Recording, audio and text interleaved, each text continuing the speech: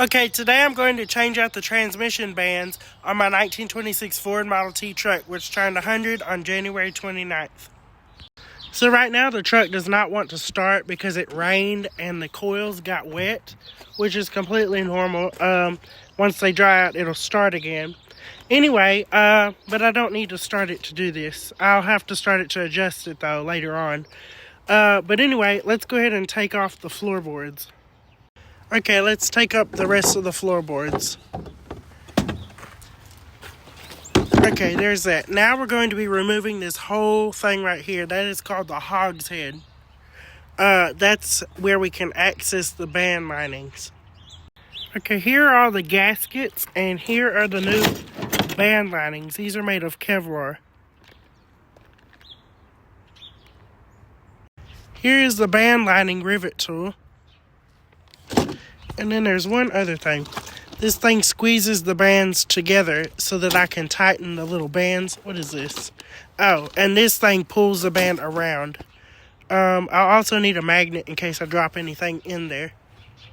Let's go ahead and start loosening everything. The first thing I'm going to loosen is this inspection plate. Okay, all the bolts are off of the inspection plate cover. Let's go ahead and open the inspection plate. Ooh, there's sludge in there. Ugh. Okay, I've got the inspection plate cover off. Here is the band that we're going to be doing. You can see how worn that is, and the spring is all the way adjusted in. These still have some life in them. That is the brake drum right there. That's reverse back there. See, the center pedal is reverse. It goes to that one. When I step on it, it tightens the band around the drum. This one is forward speeds and second. Or, well, it's first and second. Okay, let's go ahead and get this whole thing off of here. Okay, now I have loosened the exhaust pipe. Believe it or not, I was just able to use a pair of channel locks to get this loose from here. It appears as though this is brass. Brass is a very soft metal. Now we're going to loosen all of these bolts, and I will be able to lift the hogshead off of here. I'm going to try to do this without having to take the starter off. Okay, now I'm loosening the hogshead bolts. I went ahead and dropped some bolts in there, so now I'm going to have to go get a magnet to get them out. Once I get the hogshead off, of course. Okay, now I've got all the hogshead bolts loose. I'm going to try to lift it up and out with the starter attached. That'll make my job easier. Okay, I got the hogshead off. Here are the transmission bands that I'm going to replace. That is a pine needle. You can see how worn this one was. It was basically non-existent. That's why we didn't have first gear. Here are the new bands. This might turn into a 2-day project, but there's the oil down there. And I'm going to have to go get some magnets. And yeah. Okay, let's go.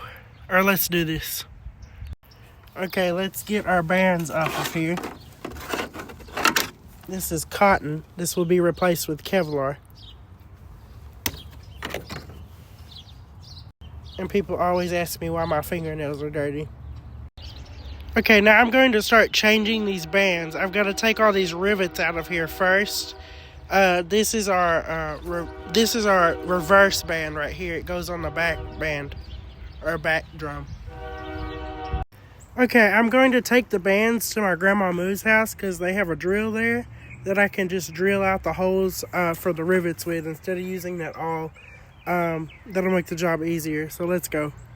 Okay, I just got back from my grandma's house by the lake, and I finished riveting all these bands. Here are the new riveted bands. That is the Kevlar. There's the other bands in here.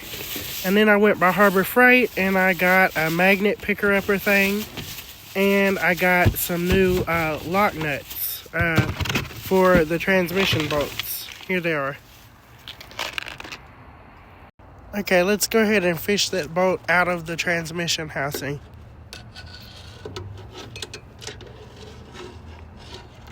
There it is.